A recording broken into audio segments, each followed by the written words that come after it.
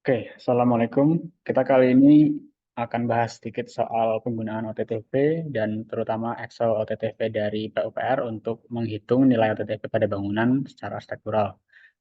Oke, untuk tahap pertama itu sediakan dulu desainnya, disiapkan. Nah, jadi ini cepat aja. Yakin udah banyak desain yang udah kalian siapkan dan itu dipastikan aja untuk utara, barat, timur, sama selatannya. Fasad yang dia itu mengenai dinding dan juga terkena efek dari eh, air conditioning atau HVAC. Pertama di sini kita ada punya kota, nah ini kita cek aja. Beberapa kota punya standar yang beda-beda ya Kak. Cuma di sini karena kita standarnya 45, kita harus ganti dari Yogyakarta ke SNI. Jadi diubah ke 35. Ini yang sekarang dibutuhkan oleh standar Green Ship di Indonesia. Terus ini untuk konstruksi. Kita ada tipe konstruksinya berapa misal? Satu aja. Tergantung dari jumlah dinding yang mau kalian buat. Di sini ada beberapa opsi gitu kan. Sebenarnya untuk yang advance ini bisa diubah, cuma akan membutuhkan uh, mengubah otak-atik si file Excelnya itu.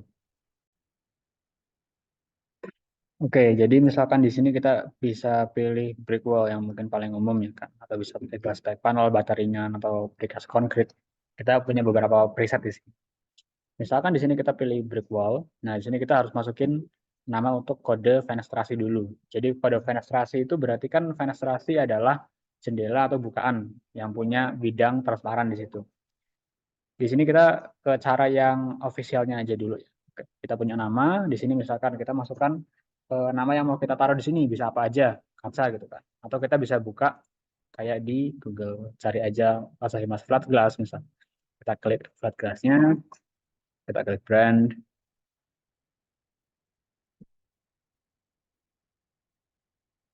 Nah, ini ada Indofloat, Panasap, Stop Shop, Panibel, Sinergi, Tissot, Stop Break. Kita pakai yang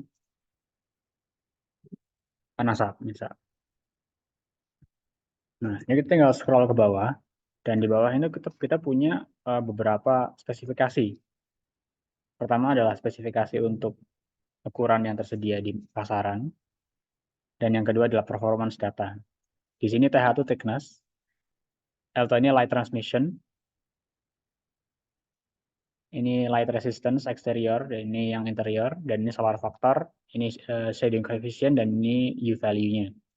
Kita bisa masukin di sini, kita bisa lihat untuk gimana kita taruh di sini. Nama misalnya kita mau ambil yang green, yang paling tipis 5 mm. Kita bisa klik aja Panasap green.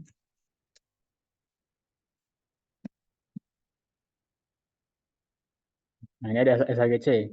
Kalau kita cari cara menghitung SHGC,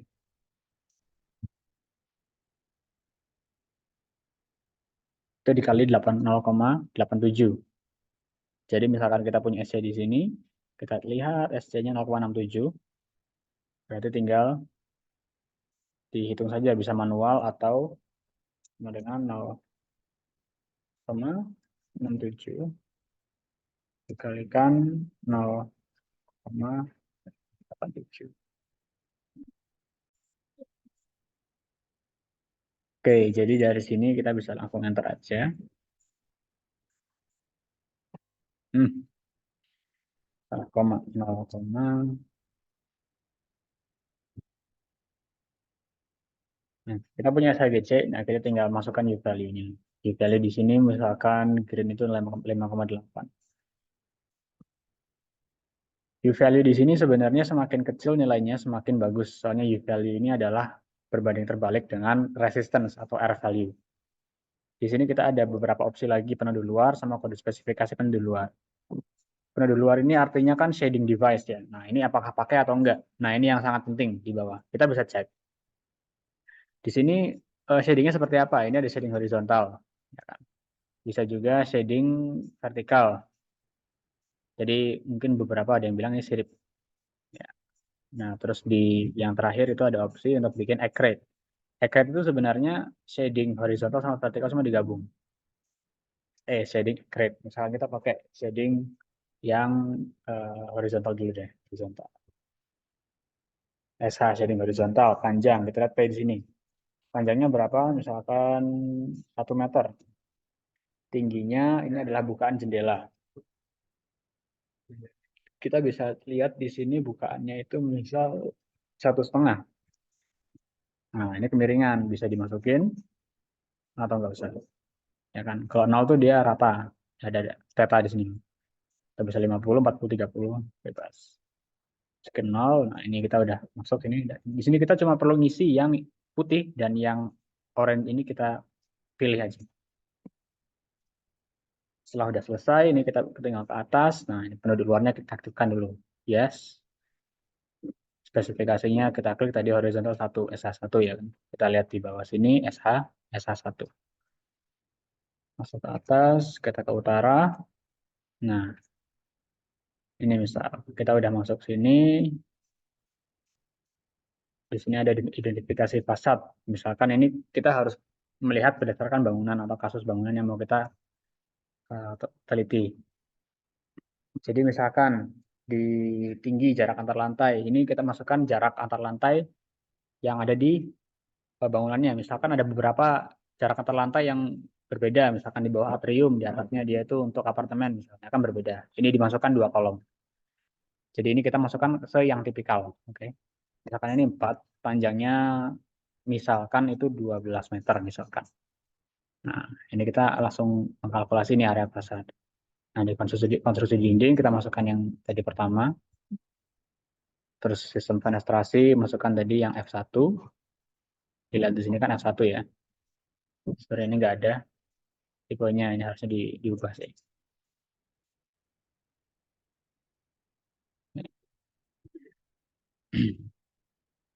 Nah, area buka ini kita hitung sendiri. Jadi berapa luas jendela yang ada di sisi menghadap utara. Misalkan aku pengen bikin dia itu 50% jendela. Nah, tinggal dihitung sendiri. Misalkan jendelanya 1 meter persegi, berarti kan dikalikan ada berapa jumlah jendela yang menghadap utara.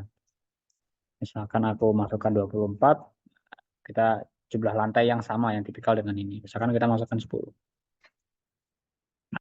Ini nanti kita bisa cek lagi untuk yang timur laut ada atau enggak. Kalau enggak ada yang menghadap timur laut, tinggal enggak usah dimasukkan. Ini bisa dihapus saja atau enggak usah diisi. Timur ini kita isi.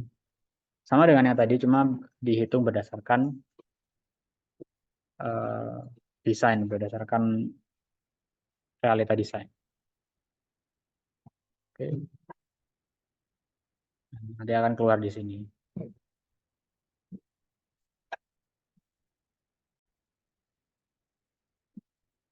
Oke, karena tadi Excel-nya bermasalah, jadi ini ganti Excel. Kita ubah lagi. Jadi, kita bisa ubah. Stop. Segini.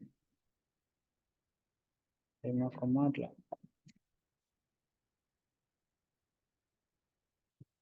PSA1 mungkin agak berbeda ya daripada yang tadi. Kita bisa cek, misalkan utara seperti ini.